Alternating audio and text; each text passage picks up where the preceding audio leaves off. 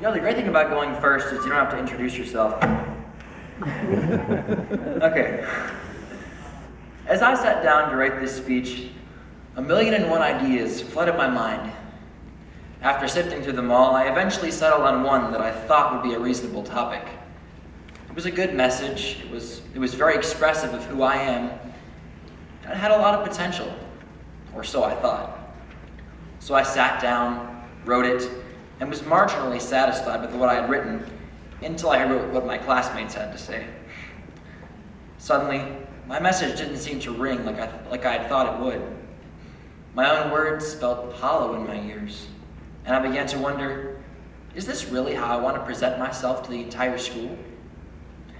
So, after throwing my original speech to the wind, much procrastination, and the most inspirational 2-minute pep talk of my life, I was back to the drawing board. And as I sat there, waiting for inspiration to strike me, I got a text message from my mom, saying something along the lines of, "I'm almost home. Have you done the dishes yet?" And a wave of shame washed over me. How could I have forgotten this? It was something that I'd promised to do, and I'd neglected to do it in all the miserable wallowing in my own self-pity I'd been doing for the last 10 minutes. I felt horrible, faced with two options, neither of which I liked.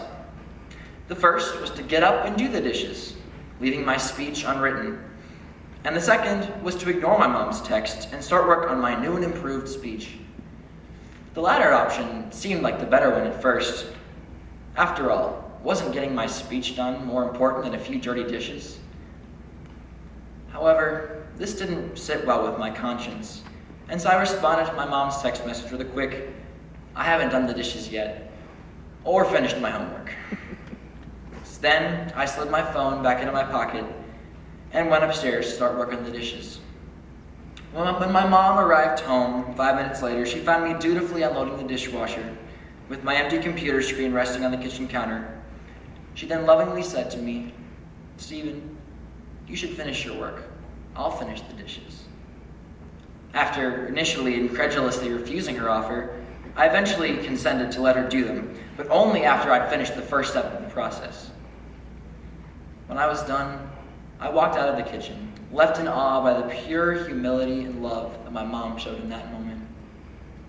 Even after making dinner and doing errands and having a rehearsal for a concert of hers and running 5 miles that day, she was still willing to pick up the slack that I'd left. This showed love on a scale that's almost impossible to comprehend. Completely unconditional love, regardless of the fact that I didn't deserve it. It's often the simplest things in life that can bring us the most happiness. This was one of those moments.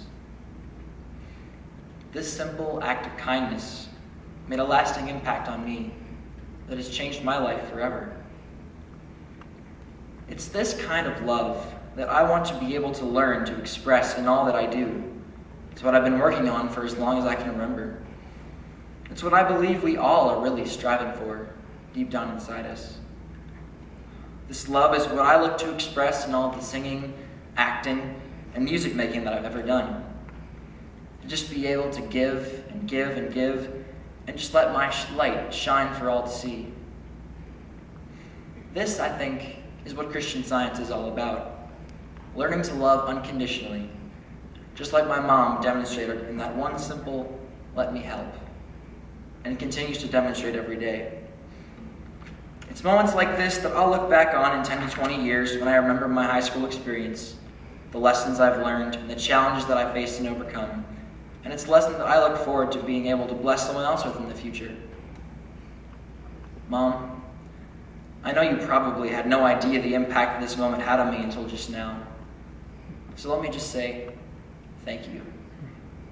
For this, and for all the things you've ever done for me. For pushing me to do my hardest and be my best, and for knowing when to give me a gentle nudge in the right direction when I've gotten discouraged. You've had my back when I didn't know what to do or where to go. And for that, I could never thank you enough.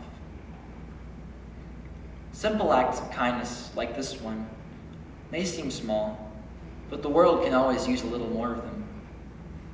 This very act of expressing a tiny bit of the infinite unconditional love of God is enough to brighten anyone's day. So as you go there about your life, get out there. Walk the dog for someone. Volunteer to help. Give someone a hug. And tell them you love them. You never know what might have a lasting impact on someone's life.